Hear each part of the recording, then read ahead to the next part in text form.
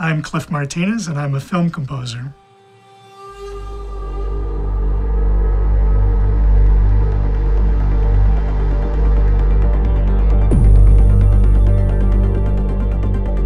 I transitioned out of rock and roll into film scoring around 1986, 87. I became really fascinated with the influence of computers, samplers, sequencers, all that stuff. As a matter of fact, I think when I was making the first Red Hot Chili Peppers album, the producer introduced me to the Linn drum machine, which intimidated me, threatened me, and also made me very curious about music technology. When I was working on Solaris, I had this idea about steel drums and orchestra. And I bounced it off Steven Soderbergh. He kind of looked at me and raised an eyebrow and said, well, okay. Normally, the steel drum, there's certain instruments, you just hit it and you're transported to the country of origin. You hit a cowbell, you're in Cuba or a bongo, and you're in South America. Same with the steel drum. It just kind of like instantly suggests Jimmy Buffett and calypso music. But I became fascinated with the other instruments in the steel drum orchestra, which were the baritones and the basses, which people in this country have not heard. So now, where I used to have living room furniture, I now have baritone steel drums and bass steel drums.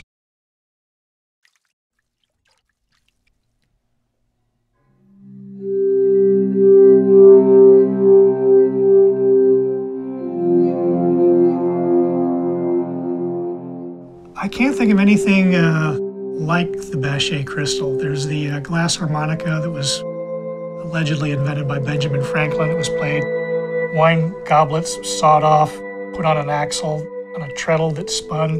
He played it with moistened fingers, and the goblets, the glass, would vibrate. The Bache crystal is also played with moistened fingers, but the glass rods excite a metal rod that is attached to, and it's the vibrating metal rod that actually produces the sound. The length of the rod determines the pitch. They are attached to a large metal soundboard that's comparable to a piano soundboard. And then this is the part where the sculpture comes in. They have these big cones, aluminum and plastic cones, that are the amplification system for the Bache crystal.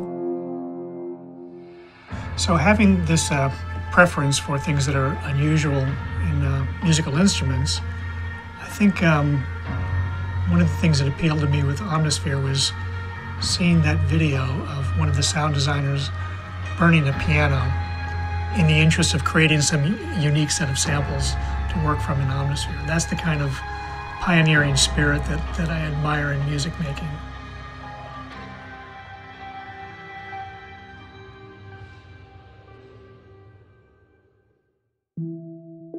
I met Steven Soderbergh in 1988. At that time, my only scoring accomplishment was one episode of Pee-wee's Playhouse. So I had a cassette tape of my Pee-wee's Playhouse music and these kind of offensive sound collages circulating among my friends, one of whom was Mark Mangini. At the time, Mark's roommate was Steven Soderbergh. And Steven walked in one night when I was working. He sat down, and without us even being properly introduced, started offering comments and suggestions about the music. And we hit it off, and later that night he said, I'm doing my first film, and I think what you're doing here will be perfect for it. Would you like to score it? I just said, does Matt Damon have any teeth? Yeah, I'd love to. And the rest is history. I think Contagion is the 9th film. I'm losing track of the numbers. I think it's number 9 of the films I've worked with Steven since 1988, Sex, Lies, and Videotape. And I think over the years, we've probably developed a system of mental telepathy. Once I discovered that the sound of retro vintage synthesizers were going to be a big part of the sound palette, I began sniffing around, and I didn't really own many plugins that kind of had that sound. And in my research, I stumbled across the Eric Persing NAMM show demonstration of the orb. Here's our original sound. Okay, so we got a nice kind of pulsing bass thing here. Now let's let's move the orb.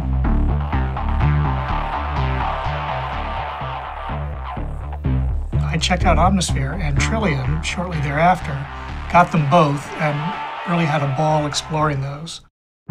My definition of a good plugin is one that has to sound great, it has to be easy to use, it has to be, particularly for me, I don't have much patience for manuals. I like music software that has mojo, that has personality. When I think of something like the Roland TB-303 bassline, that was a machine that had its own identity, its own personality.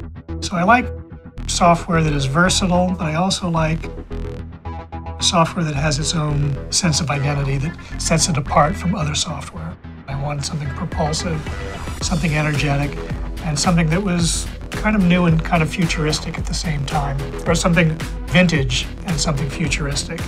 And it fit the bill very nicely. Particularly the main page on Trillion, which did a nice job of laying out 9 or 10 of the most important hand-picked and useful parameters for a given preset. I thought that was very useful. The MIDI Learn actually worked. I don't find that MIDI Learn works in a lot of software. It was pretty solid in Trillion, and that was great fun. So to be able to twist knobs to picture, keep the sound moving, and have these wonderful percolating synth rhythms were a big part of the sound. And then the orb is probably my favorite feature on Omnisphere. And the dice thing, that is totally synthesis for idiots. And I applaud that because I'm one of those synthesizer Neanderthals that can really go for keeping the sound in motion, have a lot of real-time controls, but have something that kind of selectively chooses some of the coolest and hippest things to put on an XY axis or a circular controller and use a lot. I think Spectrasonics is probably becoming the Beatles of software. Everything that I've seen from Spectrasonics is a platinum record. It's a big seller, and for that reason, previously I was kind of avoided it just because everybody owned it. But it's extremely powerful, and it's easy to customize it and bend it to your will and create your own individual sonic identity with it. So I've loved everything that's come out from Stylus, Trillion, and Omnisphere. I have it all, and I always look forward to where you guys are going to go next.